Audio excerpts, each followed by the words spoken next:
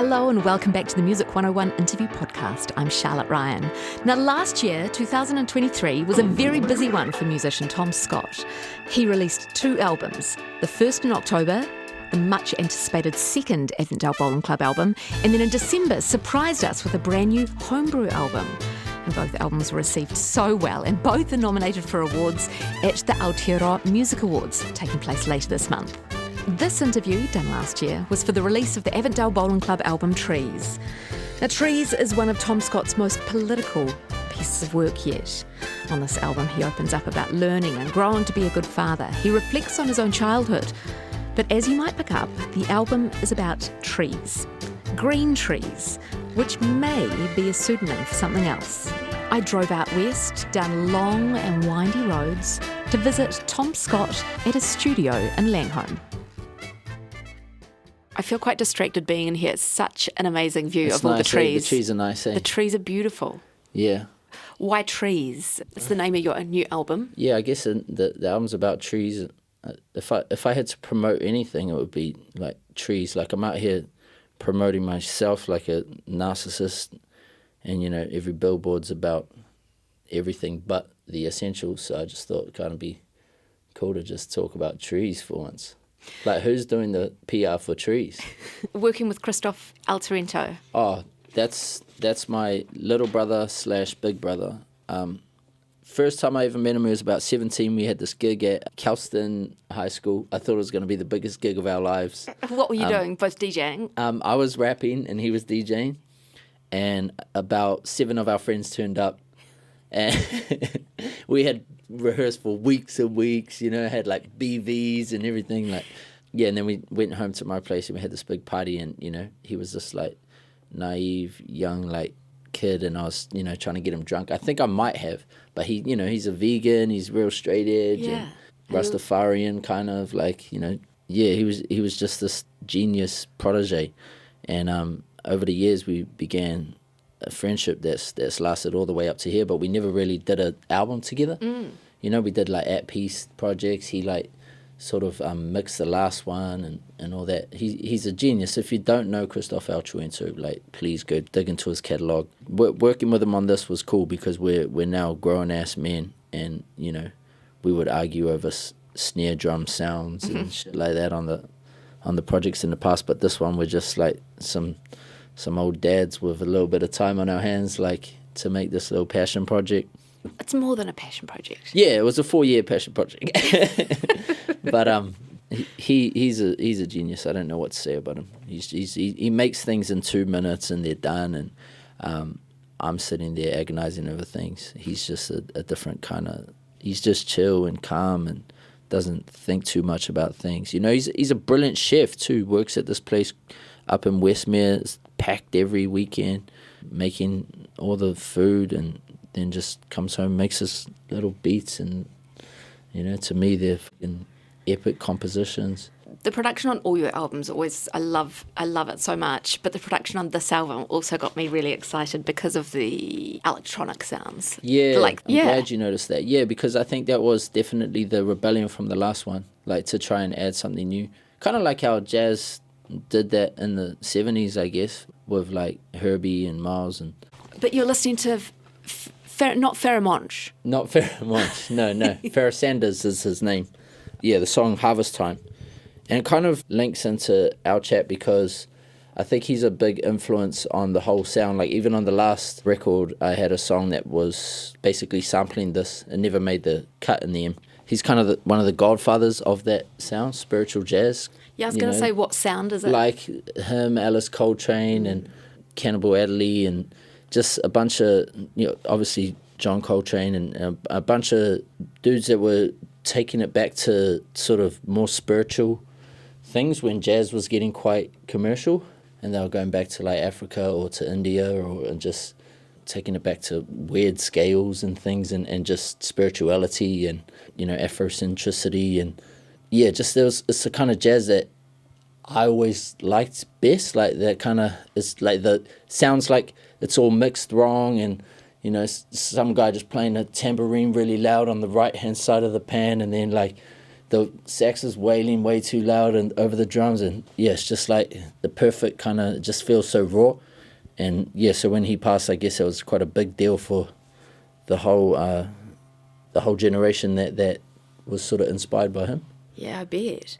He was definitely a big influence on me. Yeah. Because I remember on the last album, Chris actually had the rule, like, man, we can't use any things that weren't available back in, Right. in that time. But have you used cool synthesizers this time? Yeah, well, this time we just like broke the rules a bit. There's like auto-tune on there. There's, there's an accordion on there. There's like all sorts of drum machines, and just trying to like breathe a bit of the modern world into it. Also, I feel like in a way it's kind of like the synthetic and the natural kind of speak to what the album's about, I guess. Yeah. Actually, I got that thing there that someone sent me that you can hook it up to a plant and it like synthesizes the plant into a wave file. And have you tried it? I haven't tried it, but I want to try it like for the live show.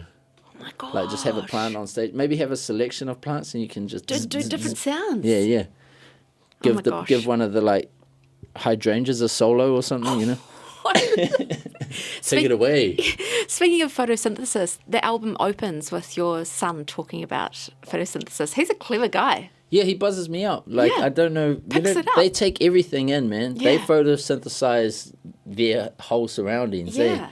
And they're constantly just updating their iOS. But yeah, he comes out with random stuff. So that was the moment that he'd just spat out some stuff about photosynthesis and really like figured it out. Yeah. And I was like, say that again. So I hit record on my phone and photosynthesis. So, I love it. He totally got it. yeah, and I just thought it was like the last album closed with his birth, so it made sense to me to like open it up with him starting it. Lorraine set him up a bank account too because he's got writer's splits on some of the tracks. Oh. Yeah. So like Quincy's March, and then like he's gonna get his 5 cents a year when he's older. So Oh my gosh. That would be awesome. What reference did you just use before? Natural and synthetic. You gave me the total synthetic vibe in your track Friday Night at the Liquor Store. Such a cool, powerful track, but it was like party vibes, but also a real dark sort of. I love how you're explaining it because you're like telling me exactly what I wished people would hear. Thank you, Charlotte. Yeah, that's definitely what I was aiming for. Like I wrote this whole album actually in Avondale at the old spot I was at. We're at Langham now, but I wrote it in Avondale, and I'd be down at the liquor store on a Friday night, and that was basically what I saw. Yeah. Like it's like a meeting place or like a gathering, like a pre-party. And to us it's normal because we're just Kiwis. We grow up like that. This is what you do.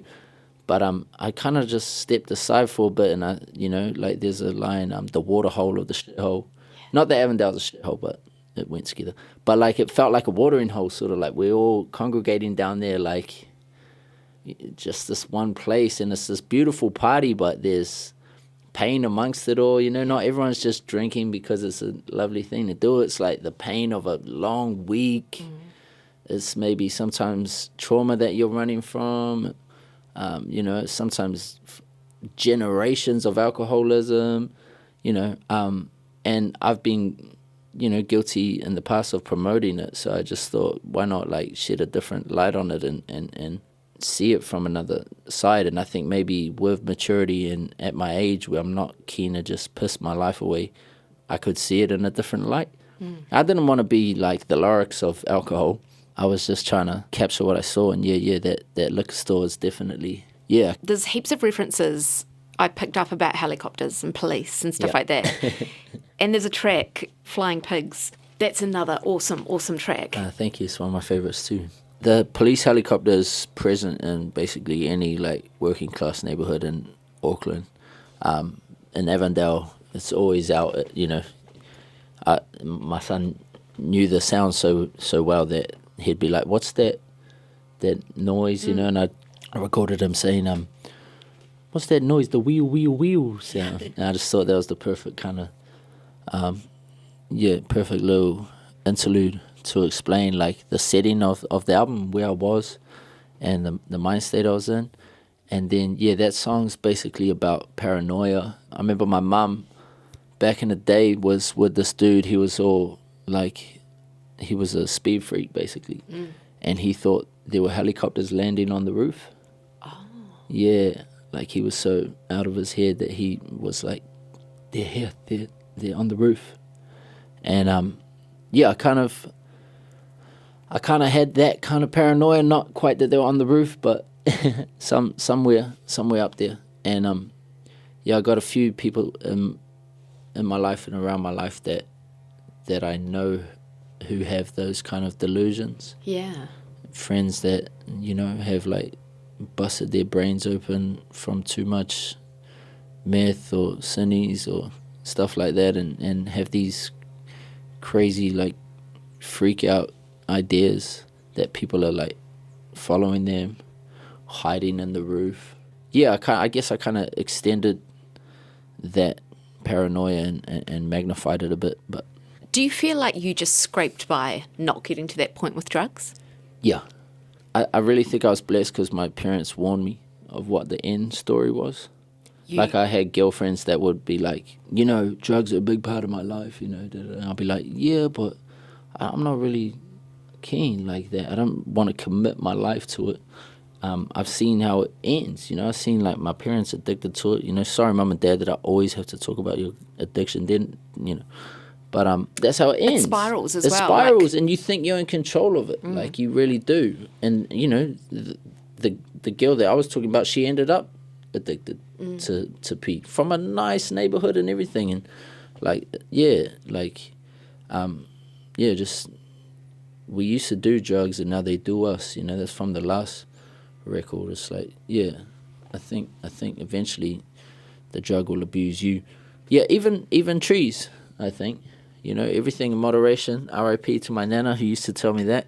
Yeah, what's your perspective on drug taking now? Because you're a dad with 2 kids. Well, I do love trees, I gotta say. Like, they calm me. Yeah. I think, like, if you're an anxious person or someone who thinks quite rapidly, I think trees are for you.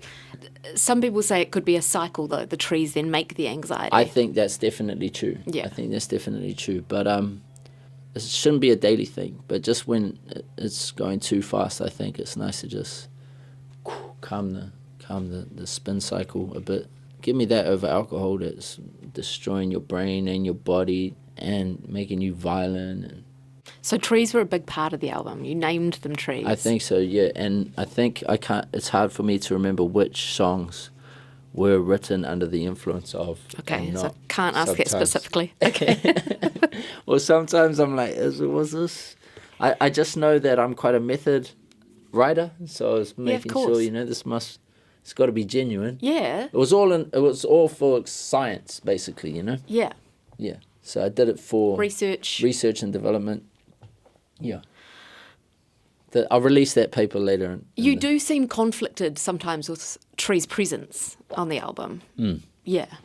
And is that just you getting older, or you sort of questioning the legality as well? Yeah, I mean, yeah, I am questioning the legality, but I also hope that I raised enough of I also hope that my argument was strong enough to shed some light on the absurdity of the legalities. Like, you know, some of these things were written in a time that seems like an age ago, you know? The act that Chloe talks about, you know, that was written in times where we thought insane ideas about things. Like, we thought 2 men couldn't get married, and we thought that God was looking over all of our actions and judging us, and we just, I don't know how we can just keep those bills as if they still apply to these times. We've got so much more knowledge now, so much more information, like so much more data to suggest that perhaps that those laws were stupid.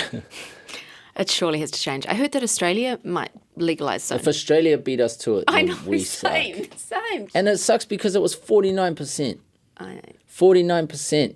That's like, you know, the other 1% were just, at least, like, there's some stoners. There's at least 1% of stoners out there that forgot to turn up. They should get the benefit of the doubt, you know. And the crazy thing to me is that you had the bill of, what is it, the Yeah, the euthanasia, the right to end your life or whatever. Yeah. And we were like, of course you should have the right to end your life, That was like an overwhelming percentage. Yeah. But how you spend it? No. That's not up to you. That seemed crazy to me. And to me that was like New Zealanders were saying they're more scared of cannabis than death, Like more scared of dreadlocks than dread itself, Oh, see, that's the bad stigma, though, with trees and weed, is those dreadlocks. People are scared of dreadlocks. I know, but doctors love it as well. Doctors love it. I think there's like some underlying racism to it, because Māori are the ones that run the industry, and have been the martyrs of the industry. And now it's these huge conglomerates that are taking over, like you got DB Breweries had its stake in the legal market there. They were trying to get in, and all the tobacco companies and Canna South and all of those. These are huge multi-million-dollar businesses, and then meanwhile you got little growers up north that are just trying to feed their kids that are like criminalized. I don't know. Seems backwards to me. I think beyond money for a musician, it can be just as deadly chasing the dragon of the next album, or a better piece of work, like just moving the goalposts forever and ever and ever until you fall into your grave. And I just was trying to address that, and asking myself, like, what am I bloody doing this for? Because I think you referenced being on stage at the Music Awards and standing up there with your thank you speech, but feeling broke, or feeling at a loss. Yeah. Like, what do I do with another award? Give it to Lord. I was just happy to play support. This is the therapy I can't afford. It's really easy for me to get trapped up in the grind of it all, because I'm a workaholic. Like, I think one thing I've addressed over the course of that therapy, that writing, is, I've been working too hard. Like, I've been missing out on a lot of things. And honestly, I've slowed down since. Like, I'm now in this beautiful house. Got my family, I'm just trying to hold on to that. I'm just trying to like find peace in that. I'm not trying to chase anything else. I'm not like working on the next album. I'm just, honestly, I just been swimming, playing basketball, taking it easy, chilling with my kids, enjoying my missus, having people over for feeds, and just trying to like slow down. And I'm very privileged to be in this position now where I can slow down. I see some of my friends still grinding for that deposit to get the house and have blown their families up as a result of it. Lost everything just to get to this place that doesn't exist. Like, it's just this finish line we have in our heads. And like, it's all coming to the forefront now. Like, you got wellness people and that. But there's some of the most unhealthy people I've ever met in my life. I know. There seems to be also, I hear you having conflict with success. Success is easy enough to handle. Fame can be draining. Like, people like constantly holding you to a standard that you could never live up to is hard. Like, I'll be, there's a line on that album about being drunk in a restaurant one time, and next minute it's all over Twitter. There's another line on there about getting into this fight with this dude while I was DJing one time. He comes up to me and goes, "Tom, bro, you're one of the greatest MCs I've ever heard." I'm like, "Oh, thanks, man." He goes, "But you're one of the worst DJs." And I was hurt, and I had a fight with him, and I broke his nose, and he ended up in hospital, and da-da-da-da. And anyway, it was a bad night. It was a fucking bad night. He was right, though. I never DJ'd after that. I am a bad DJ. But, like, that's the kind of, like, just shit still happens to me. Though. Shit happens to me, and it happens to me because of who I am. And there's, like, people on that song, again, there's a line, like, introduce with my last name, like, that shit's my brand name. Like, hey, this is my friend Charlotte. That would be nice, But people are like, this is my friend Charlotte Ryan. I hate that shit. Like, Same. bruv, I'm just Tom. Like, I hate that shit. And then, like, you can see people change once they hear who you are and that. And I'm not saying this is like the biggest burden to carry and like, poor me, I'm successful. But it sucks. Mm-hmm. Like that part of it sucks, and the anonymity that I ever had is like long gone.